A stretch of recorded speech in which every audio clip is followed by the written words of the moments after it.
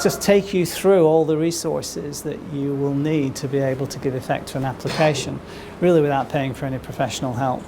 So as I mentioned at the beginning, the anchor post on our website to this is this: the 10 must-have resources for any Hong Kong investment visa application.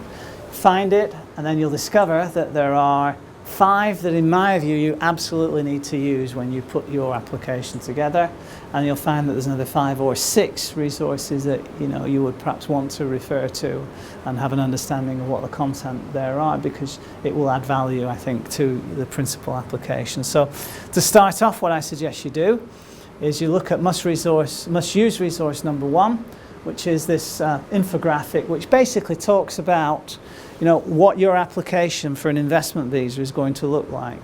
Understanding that you will be one person when you start.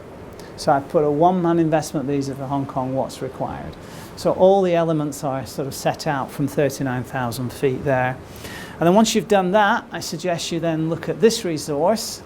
It's the visa information download that basically sets out the it adds sort of flesh onto the skeleton of what was presented in the first resource, which is the one-man investment visa. So you print this out, and essentially everything that you really need to sort of anticipate as forming part of the experience is all detailed on here. And then once you've put the flesh on the skeleton, what I suggest you do is you sign up for the Hong Kong visa application roadmap. Now, this is a resource that you give us your email address and your first name, and essentially what we do is over 4 days we send you 4 videos. We send you 4 videos and we give you this download. Now, the application roadmap is a free product that we put together for our for the audience that we've got for our material, based on a document that we use internal to our practice.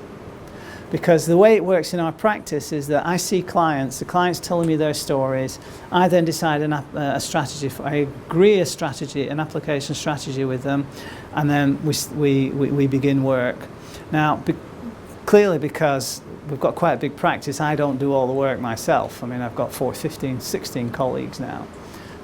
But when I have received instructions from a client and agreed a strategy with them, what I then do is I turn around and I brief it into my colleagues that's going to be assisting the application with me. And in order to do this, we have a formal structured briefing process. And going through that briefing process, we touch upon every facet that forms part of a business investment visa application. And at the end of that process, actually what I've done is I've transferred all my knowledge of the scenario to my colleague, and my colleague can then move on and start to do all the preparations for the work in question. So we slightly adjusted that and made it available to everybody for download for free, because ultimately what you're left with when you've downloaded this and watched these 10-minute videos, one each day for 4 days, what you're left with is the ability to produce a complete application plan. So once you have got your application plan, I'd suggest that you refer to this resource, which gives you 3 case examples of instances that wouldn't get approved. So then you can understand some of the negative factors that typically are in play for those cases that don't go on to get approved. So once that's all done, you then come to this resource, which is the templates on the Hong Kong Visa Handbook, specifically this, which is the Business Investment Visa cover letter. And this is a template that basically sets out all the heads of content that you need to put into your argument for approval, along with the application forms and the other supporting document. And where this works seamlessly is between this template and the application plan. You can now essentially lift up your knowledge out of the application plan and begin to plug it into the cover letter, the argument cover letter. And at the end of that exercise, you've essentially covered all the bases, and you've got everything that you need all in one place to put forward a persuasive argument to the Immigration Department in order for you to get your visa approved. And these, by the way, are just techniques that we use in our professional practice. It's just that I'm sharing them with everybody. And then after you've gone through the first 5, I suggest that you have a look at these other 6 resources, which I think will certainly add value to your application experience.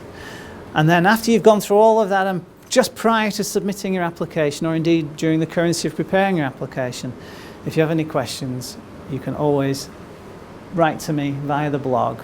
Ask the question via the blog. I'll receive it. I'll change the facts and circumstances to protect your anonymity, and then I'll give you a podcast answer to that question within 48 hours.